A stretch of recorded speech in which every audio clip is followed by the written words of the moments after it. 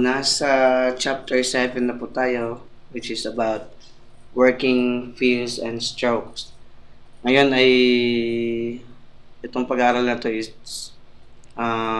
talks about color fills, yung gradient, paano magdagdag ng gradient, yung strokes, paano magdagdag ng paano gumamit ng strokes, paano gumawa ng dash line through sa strokes, paano din maglagay ng gradient doon sa stroke, at iba pa. So, ngayon ang pag-aaral natin is adding color fills to your objects. So, alam ko nakita niyo na before yung mga paano magpalit ng kulay, but napakadali lang po gumawa ng magdagdag ng color fills sa ating mga object. Since alam na natin yung mga basic shape kung paano gawin, or if meron na tayong mga artwork na ginawa. Halimbawa, may illustration ako dito. Napakadali lang po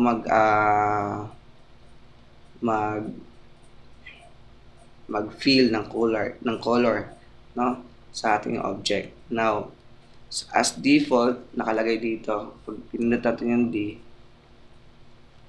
nakalagay dito is yung fill, which is X sa ating mga keyboard, and then yung sa baba naman niya is stroke. Pag kinlik natin yan, ibig sabihin yan, kinlik natin yung stroke, yun yung mag-a-activate, no? So, ibig sabihin, stroke lang kaya niyang maglagay ng stroke, ng kulay sa stroke. Pag pinindot naman natin tong fill, ito yung mag-fill dun sa kulay. Now, sa default is white siya. Kaya nilagay ko dito sa mga shape is white, no? Now, paano siya palitan ng kulay? May maraming paraan. Una, pwede kang pumunta dito sa taas sa control panel niya after selecting yung object natin, no? Pag sinelect natin yung object natin, then punta tayo dito sa taas. May lalabas dito na mga default na kulay. Now, ano yung gusto natin? Halimbawa, gusto natin dyan is red. Then, click lang po natin. Ganun lang po kasimple kung paano magdagdag ng kulay or mag-add ng color fill sa object natin. Yan. Click natin. Halimbawa, yan. Brown. So, yun po kung paano magdagdag.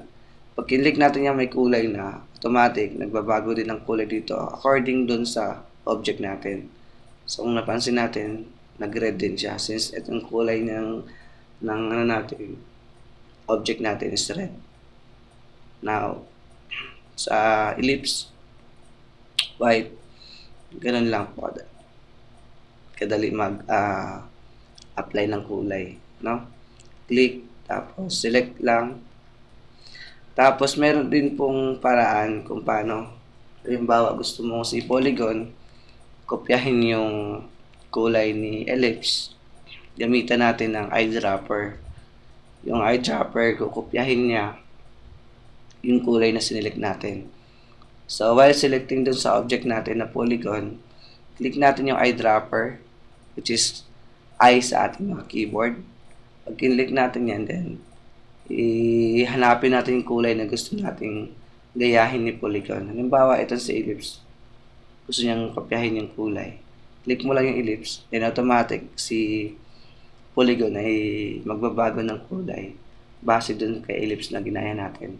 So, while nakasilik yung object natin, tapos click lang tayo kung ano yung gusto nating kulay, kung saan nagbabago yan si polygon, no? Kasi sa eyedropper, kinokopya niya yung kulay na or properties ng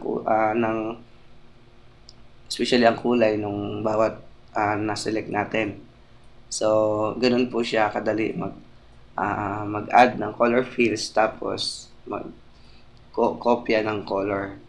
Now,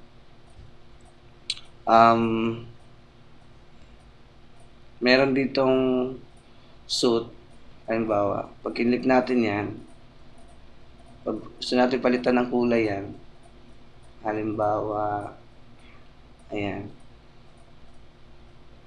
ayan. So, pwede natin yan i-customize, no?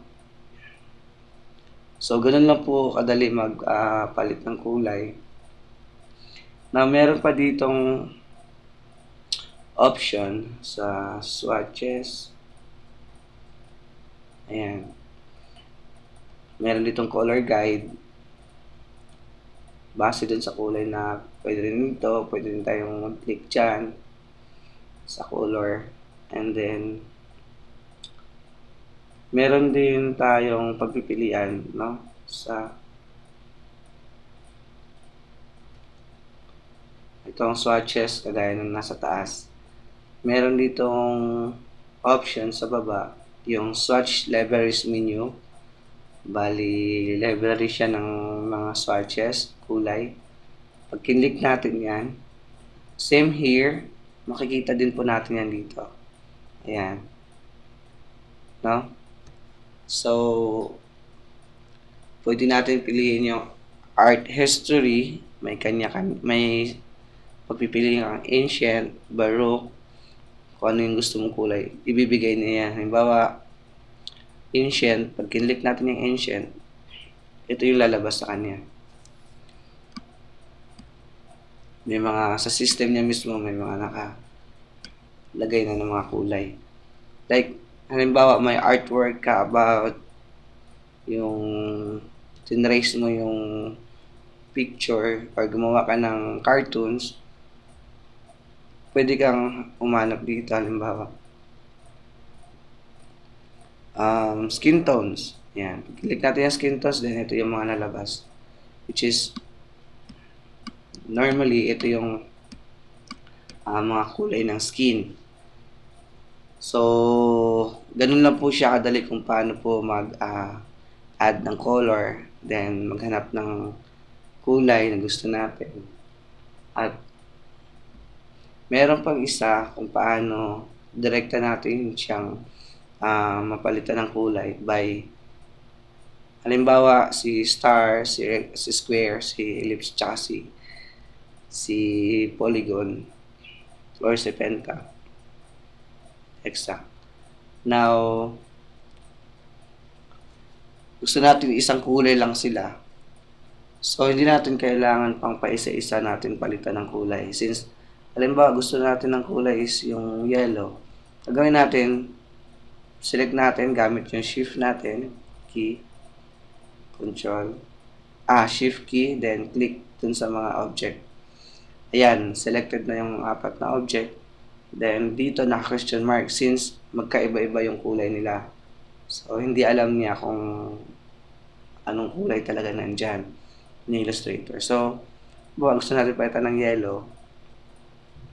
Boom. Ayan. So, meron na tayong yellow sa 4 na object na select natin. So, hindi natin kailangan pa isa-isa pa.